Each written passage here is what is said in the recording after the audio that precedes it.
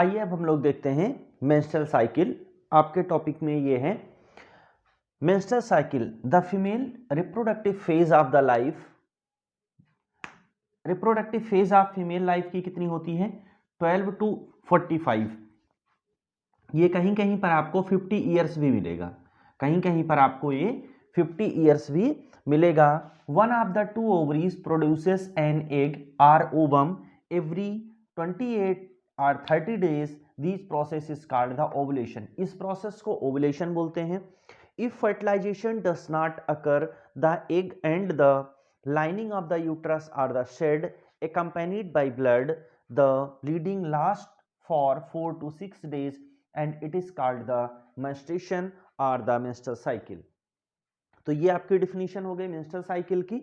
ठीक है, ये समझ में आया होगा कि अगर मान लीजिए फर्टिलाइजेशन नहीं होता है, ओवम के पास पर्टिकुलर टाइम पर स्पर्म नहीं पहुंच पाता है और फर्टिलाइजेशन नहीं होता है, तो क्या होता है, तो जो शेड होती है, यूट्रस की जो शेड होती है, उसके अंदर जो लाइनिंग होती है, उसमें ब्लड फिल्ड होता है, वो क्या होती है, शेड आउट हो जाती है, डिस्ट्रॉय हो जाती है और ब्लीडिंग के फॉर्मेट में 4 टू 6 डेज तक ब्लीडिंग होती है।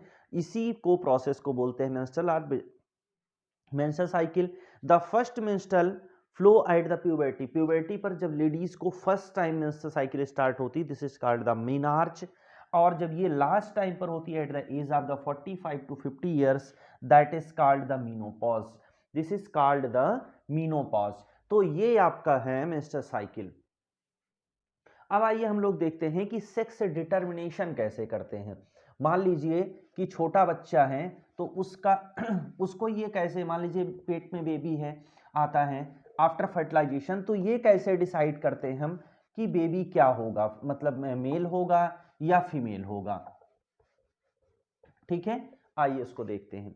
देखिए होता क्या है कि जैसे जो मेल है, आपका जो मेल है, ठीक है, मेल और फीमेल, ठीक है, मेल एंड फीमेल, तो सब में मेल हो या फीमेल, इसमें क्या होता है 46 क्रोमोसोम होते हैं, मेल में भी और 46 होते हैं फीमेल में भी।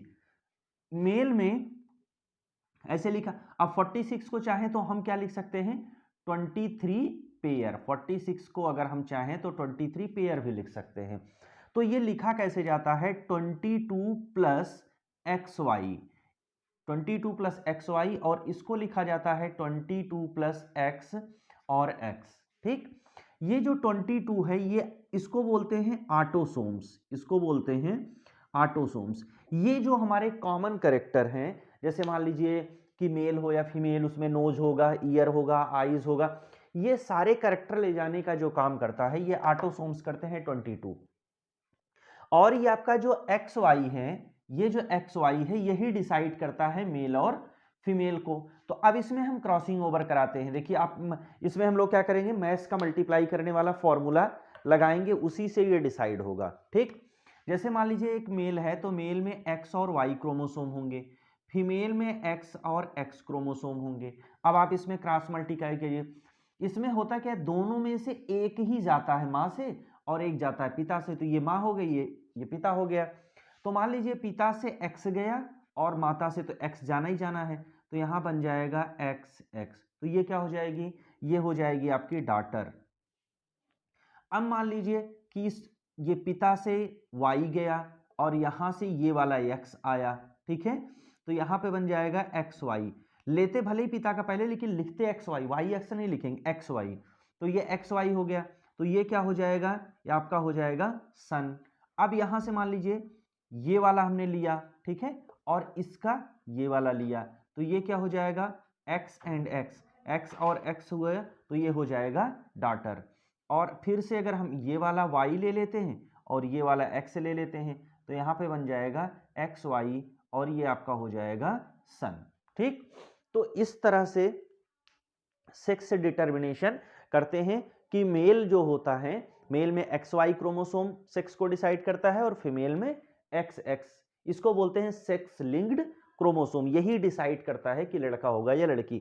तो लास्ट वाला जो सेक्स क्रोमोसोम है, अगर एक्स एक्स है तो लड़की, और अगर एक्स वाई होता है तो ये आपका हो जाता है लड़का। हम लोगों ने जैसे पीछे पढ़ा हार्मोन्स के बारे में। अब हम लोग कुछ और हार्मोन्स के बारे में इस चैप्टर में स्टडी कर लेते हैं। देखिए, इस हार्मोन पढ़ने से पहले हम लोग ग्लैंड पढ़ेंगे। ग्लैंड क्या होती हैं? ग्लैंड एक ऐसा मासी सिस्टम होता है हमारे बॉडी का, या एक ऐसा टिश्यू से बनी हुई डिजाइन होती है जो केमिकल का सिक्रीशन करता है, उसी को हम लोग बोलते हैं ग्लैंड। अब ग्लैंड जो होती हैं वो टू टाइप की होंगी। एक तो ग्लैंड आपकी होगी डक्ट ग्लैंड, और दूसरी ग्लैंड होती है डक्टलेस ग्लैंड। ठीक है, जो डक्ट ग्लैंड होती हैं वो डिफरेंट डिफरेंट टाइप का सिक्रीशन करती हैं। जैसे आपका स्वेट ग्लैंड है तो स्वेट का सिक्रीशन करेगी, स्लाइवरी ग्लैंड स्लाइवा का सिक्रीशन करेगी, और सिवेसियस जो ग्लैंड है ये ऑयली सब्सटेंस का सिक्रीशन करती है। डक्ट ग्लैंड है, डक्ट ग्लैंड से क्या होगा, जो डक्टलेस ग्लैंड है यहाँ से हार्मोन का सिक्रीशन होता है। जैसे थायराइड है तो यहाँ से थायरॉक्सिन हार्मोन सिक्रीट होगा। पिट्यूटरी ग्लैंड है तो यहाँ पे ग्रोथ हार्मोन है, और थायराइड स्टिमुलेटिंग हार्मोन है। ये सब हार्मोन का सिक्रीशन यहाँ पर होगा। तो ये दो तरह की ग्लैंड हो गई, एक डक्ट ग्लैंड और दूसरी डक्टलेस ग्लैंड। अब हम इन्हीं ग्लैंड्स में बारे में पढ़ें। ये जो डक्टलेस ग्लैंड हैं ये हार्मोन का सिक्रीशन करती हैं। तो यहाँ पे हम कुछ ग्लैंड की स्टडी करते हैं। First of all pituitary gland. Pituitary gland यहाँ पे जीएच लिखा है, ये हो गया आपका growth hormone. Growth hormone secrete करेगी जिससे बॉडी में ग्रोथ हो। थायराइड स्टिमुलेटिंग हार्मोन होगा जो थायराइड को स्टिमुलेट करेगा। थायराइड स्टिमुलेट करेगा तो वहाँ पे थायरॉक्सिन हार्मोन का सिक्रीशन होगा, जिससे बॉडी की मेटाबॉलिज्म जो है वो परफेक्ट रहेगी, जिससे हमारी बॉडी जो है परफेक्टली वर्क कर पाएगी। अच्छा, ये जो आपका पिट्यूटरी ग्लैंड है, ये जो ग्लैंड है ये आपकी ब्रेन में होती है। पिट्यूटरी ग्लैंड ब्रेन में होती है। फिर आपका आया adrenaline, adrenal hormone. Adrenal hormone जो है ये एड्रेनालिन सिक्रीट करता है। तो ये आपका होता है कहाँ? ब्रेन में। ये आपका होगा ब्रेन में। एड्रेनालिन हार्मोन सिक्रीट करेगा। एड्रेनालिन हार्मोन तब सिक्रीट होता है जब हम किसी ऑड सिचुएशन में पड़ जाते हैं। जैसे मान लीजिए आपने स्नेक देखा और बहुत तेजी से आपको भागना है, तो उस टाइम पे ये एड्रेनालिन हार्मोन क्या होता है, बॉडी में सिक्रीट होता है। इसका फंक्शन होता है हार्ट बीट को बढ़ा देता है, और मसल्स में एक्टिवनेस बहुत ला देता है, और आदमी बहुत तेजी से भाग सकता है, मतलब उतनी स्पीड में भाग सकता है जितनी स्पीड में कभी सोच नहीं सकता है। तो ये आपका हो गया। फिर एड्रेनालिन जो ग्लैंड होती है ये किडनी के पास होती है। एड्रेनालिन जो ग्लैंड है आपकी ये होती है आपकी किडनी के पास, एड्रेनालिन ग्लैंड। फिर आपका आता है पेनक्रियास। देखिए पेनक्रियास दो जो ग्लैंड है इसमें इंडोक्राइन और एक्सोक्राइन दो तरह की ग्लैंड्स होती हैं।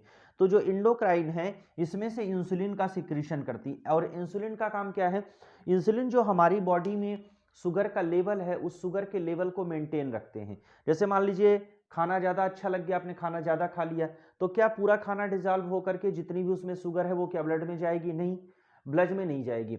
ये जो पेनक्रियास से इंसुलिन हार्मोन सिक्रीट होता है ये ब्लड की शुगर लेवल को कंट्रोल करता है, क्योंकि अगर बहुत ज़्यादा शुगर लेवल ब्लड में हो जाएगा तो ब्रेन स्ट्रोक पड़ने का डर रहता है। तो इस वजह से ये नहीं होगा। अब अगर ये मान लीजिए यही इंसुलिन कम हो जाता है तो ब्लड में शुगर का लेवल बढ़ जाता है, जिसकी वजह से प्रॉब्लम क्रिएट होने लगती है, जिसी को हम लोग शुगर की बीमारी या डायबिटीज़ की प्रॉब्लम, उसका एक्चुअल में नेम है डायबिटीज़, डायबिटीज़ हो जाती है। फिर आपका आता है थायराइड। थायराइड जो ग्लैंड है ये आपकी गले के पास होती है। थायराइड ग्लैंड से थायरॉक्सिन हार्मोन का सिक्रीशन होता है। ये थायरॉक्सिन हार्मोन जो है, थायरॉक्सिन हार्मोन कंट्रोल करता है आपकी ग्रोथ को। जो ग्रोथ है या बॉडी का डेवलपमेंट है, बॉडी का मेटाबॉलिज्म है, उसको ये कंट्रोल करता है, उसको मेंटेन करता है। ये हम लोगों ने पीछे पढ़ा था, टेस्टिस और ओवरी, यहाँ से ये सिक्रीशन होता है। अच्छा, ये जो थायराइड हार्मोन है, ये जो थायरॉक्सिन है, ये जो थायरॉक्सिन हार्मोन है, यही जो बहुत सारे आपके इंसेक्ट्स होते हैं या स्मॉल एनिमल्स होते हैं, उनमें जो मेटामार्फोसिस की प्रोसेस होती है, उनमें जो मेटामार्फोसिस की प्रोसेस होती है, उस प्रोसेस को कंट्रोल करने का जो काम करते हैं, उस प्रोसेस को जो कंट्रोल करने का काम करते हैं, वो कंट्रोल करने का काम आपका थायरॉक्सिन हार्मोन करता है। इसी थायरॉक्सिन हार्मोन की कमी हो जाने की वजह से मेटामार्फोसिस, यहां पे हम लिख देते हैं आपका मेटामार्फोसिस।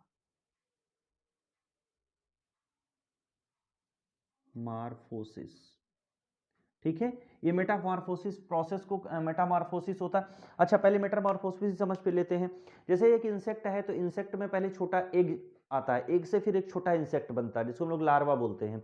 फिर उसमें क्या होता है कि उसमें फिर उसकी बॉडी पूरा चेंज हो जाता है। मेटामॉर्फोसिस का मतलब होता है बॉडी को फिर से रिटेन करना, मतलब उसकी बॉडी में बहुत सारे चेंजेज होते हैं। जैसे कि एग्जांपल हम आपको बताते हैं, फ्रॉग का जो एग होता है, स्पॉन का फॉर्मेशन वाटर में होता है, वहां से जो फ्रॉग पहले बनता है वो बिल्कुल फिश जैसा होता है, उसमें गिल्स होता है, टेल्स होती है। आपने देखा होगा कहीं तालाब के किनारे छोटे छोटे बहुत ऐसे लगता है कि मछलियां तैर रही, लेकिन वो फिश नहीं होती, वो फ्रॉग होते। बाद में जब उनमें मेटामॉर्फोसिस हो जाती है, मेटामॉर्फोसिस के बाद फिर फ्रॉग का फॉर्मेशन होता है। ठीक है, तो इसी प्रोसेस को बोलते हैं मेटामॉर्फोसिस। और इसके लिए जो हार्मोन की रिक्वायरमेंट होती है वो हार्मोन आपका ये थायरॉक्सिन हार्मोन है। ठीक, ये आपके चैप्टर में ये टॉपिक आपको मिलेगा, मेटामॉर्फोसिस या role of the hormones for role of hormones in the metamorphosis. तो जिस हार्मोन का रोल होता है वो हार्मोन आपका थायरॉक्सिन हार्मोन है। तो ये आपको समझ में आया। आइए अब हम लोग देखते हैं हेल्थ फॉर द एडोलसेंस। देखिए, जिस तरह से हम लोग घर बनाने लगते हैं तो नींव रखते हैं, बेसमेंट बनाते हैं, उसी तरह से ये जो एडोलसेंस एज है ये लाइफ के लिए बेसमेंट का काम करती है।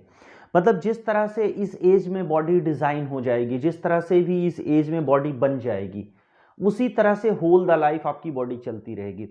इस एज के बाद बॉडी में जैसे ग्रोथ नहीं होनी होती है, बॉडी में आपकी लेंथ नहीं बढ़ेगी, मोटापा भले बढ़ जाए बट मसल्स बहुत ज्यादा नहीं डेवलप हो जाती। सबसे ज्यादा मसल्स का जो डेवलपमेंट होता है इसी एज में होता है। मसल का डेवलपमेंट इसमें होता है, मसल को मेंटेन रखना, आगे मेंटेन रख सकते हैं बट बाद में मसल का डेवलपमेंट नहीं हो सकता है। तो इन सब के लिए इस बॉडी में खान पान का भी विशेष ध्यान रखना पड़ता है। तो उसी के लिए अगर हम इसके हेल्थ की बात करें तो फर्स्ट ऑफ ऑल इस एज में बैलेंस डाइट लेनी चाहिए। बैलेंस डाइट की बात करें तो बैलेंस डाइट की जगह आप ये भी कह सकते हो कि हेल्दी डाइट लेनी चाहिए। बैलेंस डाइट के साथ साथ अगर हम एक वर्ड इसमें और जोड़ें तो उसको हम कहते हैं हेल्दी डाइट। हेल्दी डाइट, अब हेल्दी डाइट में क्या क्या आएगा, जैसे मान लीजिए कि आपके डाइट में मिल्क जरूर होना चाहिए, चना जरूर होना चाहिए, हरी सब्जियां जरूर होनी चाहिए, दाल जरूर होनी चाहिए। इन सब तरह की चीजें आपके खाने में डेली की रूटीन की डाइट में जरूर होनी चाहिए। और फास्ट फूड खाने से बचना चाहिए। प्रोटीन वाली चीजें ज्यादा खानी चाहिए क्योंकि मसल फॉर्मेशन के लिए प्रोटीन की रिक्वायरमेंट होती है। कार्बोहाइड्रेट और फैट खाने से क्या होता है, बॉडी स्ट्रांग बनती है। अब जैसे आपने सुना होगा डॉक्टर कहते हैं घी नहीं खाना चाहिए, इस एज में घी खूब खाना चाहिए और खूब मेहनत करनी चाहिए। अगर आप खूब फिजिकल एक्सरसाइज करते हैं तो आप खूब घी खाइए, कोई दिक्कत नहीं। अगर आप पसीना बहाते हैं, मेहनत करते हैं, खूब साइकिलिंग करते हैं, तो इसमें देसी घी अगर आपको शुद्ध मिलता है उस एज में खाते हैं तो आपको कोई प्रॉब्लम नहीं, आपके लीवर में कोई प्रॉब्लम नहीं होती। ये होती है अब 40 ईयर्स के बाद, ये सब प्रॉब्लम्स वहां पे आती है, अभी नहीं आती। बट अगर आप 24 आवर एसी में बैठे रहते हैं, कोई काम नहीं करते हैं, केवल पढ़ाई के काम करते हैं, तो घी खाएंगे तो नुकसान करेगा, तो लीवर डैमेज करेगा। तो इसलिए बैलेंस डाइट और हेल्दी डाइट की रिक्वायरमेंट होती है। सेकंड वन आपका आता है पर्सनल हाइजीन। पर्सनल हाइजीन का मतलब होता है कि अपनी एक्टिविटीज पे ध्यान रखना, अपनी थिंकिंग पे ध्यान रखना और अपनी क्लीनलीनेस, जैसे हमने पीछे बनाया था, स्वेटिंग ज्यादा होने लगती है, सेबेसियस ग्लैंड जो है वो एक्टिव हो जाती है। तो इसमें आपको अपनी बॉडी की साफ सफाई रखना, इसमें कोई परेशान होने वाली बात नहीं है। बहुत सारे लोग इसी एज में शौक आने लगता है, खूब बड़े बड़े बाल रखने लगते हैं, तो सिर वगैरह में प्रॉब्लम होने लगती है। हेयर, चूंकि हेयर्स अगर आप अपने हेड पे ज़्यादा रखेंगे तो उसका बर्डन पड़ने लगता है, जिसकी वजह से हेडेक वगैरह होने लगता है। तो इससे भी हम लोगों को बचना चाहिए। बैक्टीरिया ज़्यादा स्वेटिंग होने की वजह से आर्म पिट है या प्यूबिक रीजन पर है तो बैक्टीरियल और फंगल इन्फेक्शन होने लगता है। तो साफ सफाई रखनी चाहिए जिससे बचे। ये है आपका पर्सनल हाइजीन।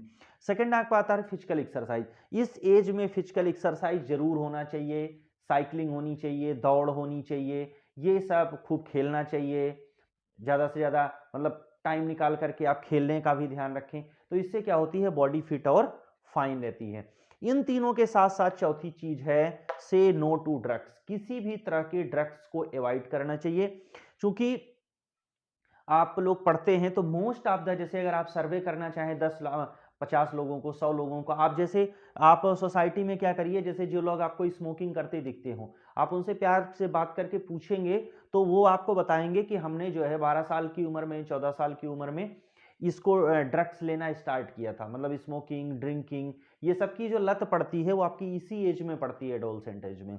और एडोलसेंट एज में इन सब से हम लोगों को बचना चाहिए, कोशिश करना चाहिए कि ना पड़े। जो गंदे लोग हैं उनकी संगत से दूर रहें।